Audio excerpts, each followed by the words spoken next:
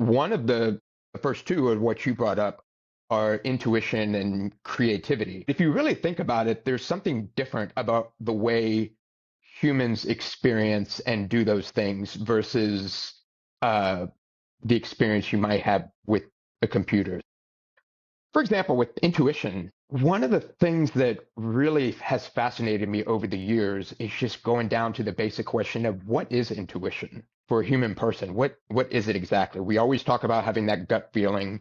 We always talk about having that voice in your conscience and whatever it may be. But how do we account for that? What's the cause of that? And I've heard different explanations. I've heard maybe intuition is your brain trying to process so much data on a subconscious level. It's getting all this input from things you're seeing and hearing and remembering, and it can't quite like bring all that to the conscious level. So it manifests itself as intuition.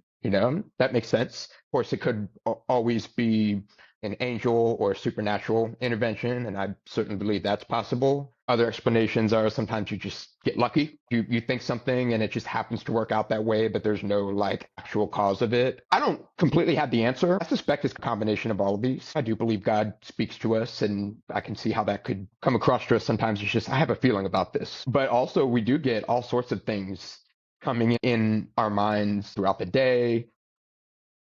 I mean, just look at the way we dream. It's just this hodgepodge of things that we are sometimes thinking about consciously in the day, but sometimes not. And I feel like our brains are just trying to process it and make sense of it on an unconscious level. Maybe intuition is doing the same thing. But I do think whatever its cause or causes are, it's not something that a computer can do because the computer is ultimately computing. It's taking these variables and it's taking these math things and putting them together and making little flow charts in its code and everything. And over time, they've gotten very, very good at that. But it's, Hmm. even the most advanced AI, however good it gets, is still essentially on some level doing that. You don't have that intuition that comes from being a biological human being.